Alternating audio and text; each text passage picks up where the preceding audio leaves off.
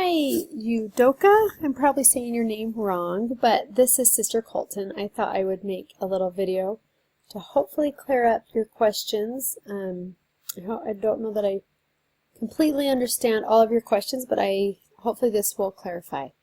The way I got to this screen, which walks you through the assignment of the vocabulary quiz, I went to the table of contents, and you can get there by also just clicking up at the top on content, and that will give you, we're in lesson 1, so I would click on lesson 1, and the post gathering is where the vocabulary quiz is found. So if you come down, before you even go to where you would submit the vocabulary quiz, the directions are really helpful. So I suggest clicking there. And as you will see, it just gives you, there are 3 steps to this assignment. First, you need to review the words on this vocabulary list, because after you're done doing that and you're ready to take the quiz, you cannot use your notes, dictionary, or other people to look up the definitions. So make sure you know the words really well before you take the quiz.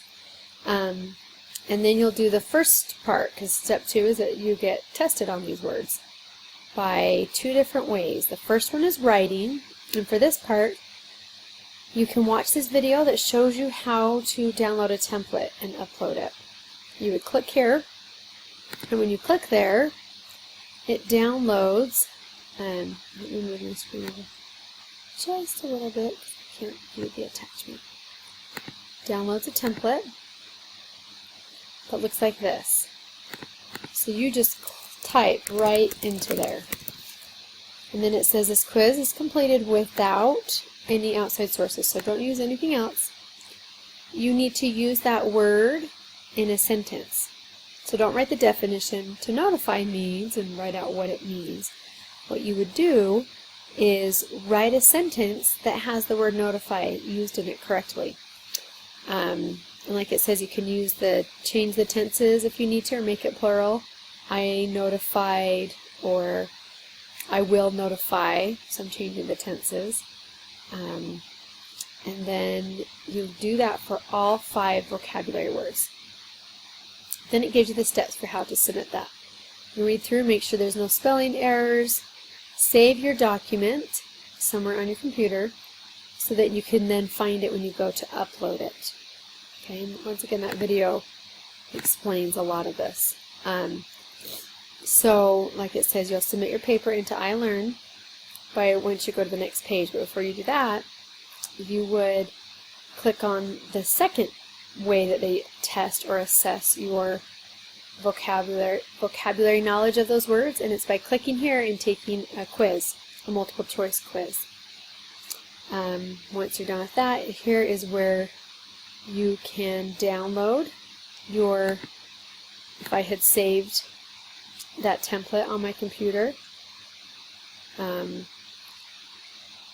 Oh, sorry, that's incorrect. That's not where you go. On mine, it goes a little different. So I would actually recommend, because I'm in a different view, I'm not as a student view, I would recommend just watching this video. But if you have questions on how to upload the template, let me know, and I would love to do another video, and I would just log in as a student. Okay? I hope that's helpful. The rubric that you were referring to, that's how I grade. So I make sure you have, like it says, you have written a sentence with that word, then you would get a point. And you would get 1 point for every sentence you wrote that has one of the 5 vocabulary words in it. So if you wrote a sentence for number 1 with notify, you'd get a point. If you did a sentence using common courtesy, you'd get another point. And I would do that same thing when I'm grading. I hope this is helpful. Please let me know what other questions you still have. Thanks.